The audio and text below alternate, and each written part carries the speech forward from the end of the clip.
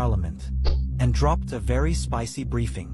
They exposed what many of us already suspected, but couldn't prove: the national lottery fraud.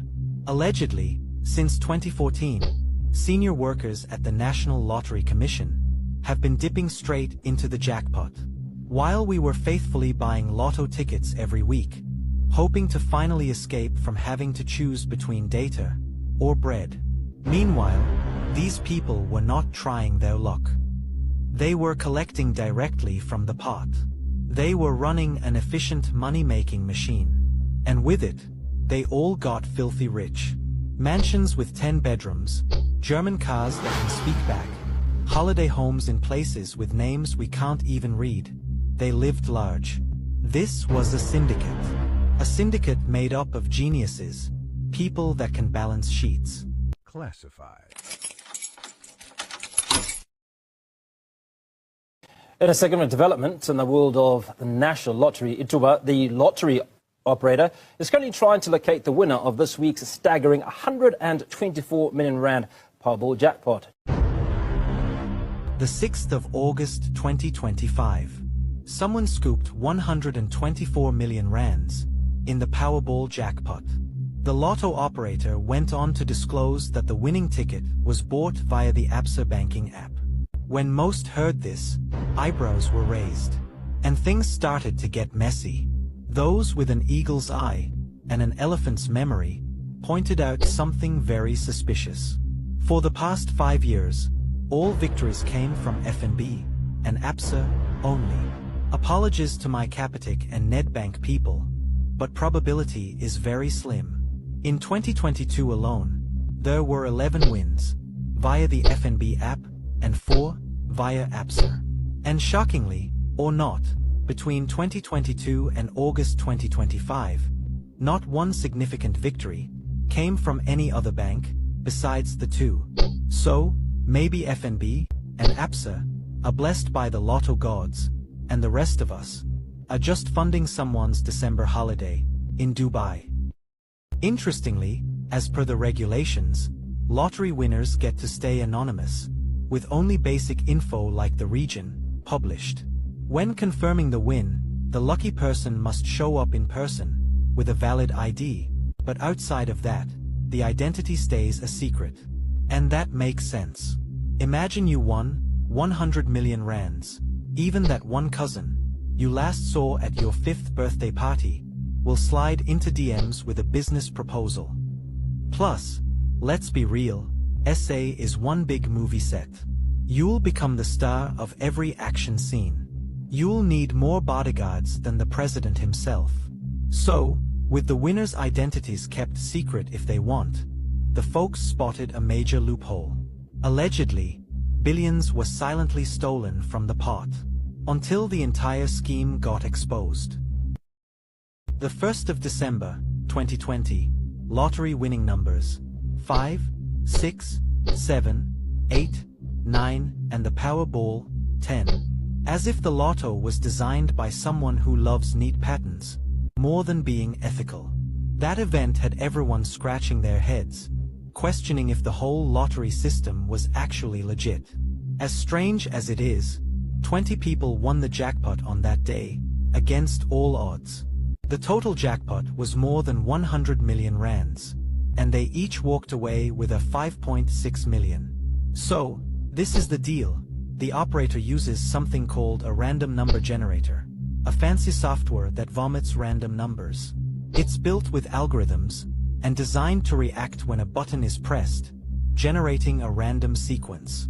Now, imagine a so-called random number generator, giving you 5, 6, 7, 8, and 9. That's like finding missing car keys inside the fridge. Technically possible, but honestly speaking, what are the odds? Allegedly, it was all a scam. Fast forward, after the Special Investigating Unit's briefing, serious allegations have emerged, suggesting that insiders are manipulating lotto results to make sure certain people win, and not just once, but regularly. Thanks to the law allowing jackpot winners to stay anonymous. A huge loophole, one that's made many officials in the operating company seriously rich. And it gets juicier. There are some multiple winners, people who hit the jackpot several times. But because of the secrecy, getting the names is almost impossible, unless something changes. This got people talking, and many started looking at the report with an eye for detail. The findings suggest that the mess started in 2014. And this was the initial catch. The Commission uses funds from ticket sales to fund community projects, things like sports programs, arts initiatives, education drives, skills development, and charities. But no, these officials had other plans. Instead of helping the people, they helped themselves. According to the Special Investigating Unit, over $1 billion was stolen through this scheme. Before the stealing even began, the suspects allegedly went straight for the spine. They weakened the systems. At first, they tampered with IT controls at the National Lottery Commission. Then, they introduced rules that didn't need ID checks. With that done, they then introduced a system that made payments easier, with no verifications.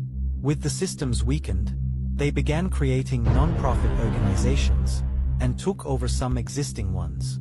On paper, it all looked legit. The weakened grant system didn't even bother to capture ID numbers, which meant one person could submit multiple applications under different non-profit organizations, like a kid sneaking into a buffet multiple times with different plates. After everything was set, the suspects started approving grants for the organizations. Once approved, funds were released very fast. The money was sometimes routed through third parties to make the money trail confusing. This made follow-up and verification difficult, and added extra layers to launder the cash. Within days, the funds were then moved from the organizations to companies and trusts linked to the insiders. During the investigations, the SIU followed the money trail, and what they uncovered was jaw-dropping. The total sum under investigation was 1.4 billion rands, with contracts worth a whopping 2 billion under the microscope. The initial findings left the investigators speechless.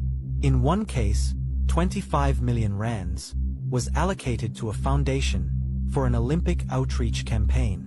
15 million rands was quietly funneled to a travel agency linked to the insiders.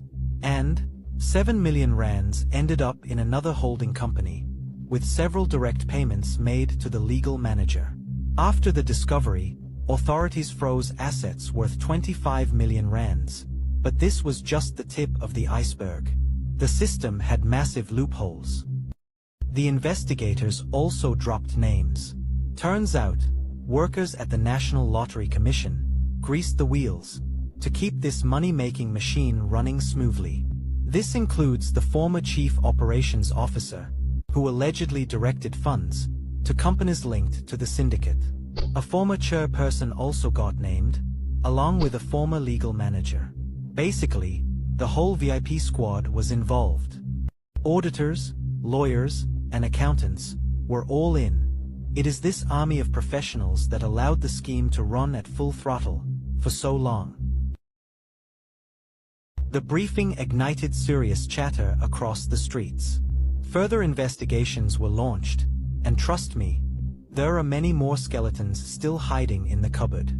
After years of eating silently, that money machine might finally be hitting the brakes. And what awaits the suspects? Populated prison cells, beds that look like they have been through World War III.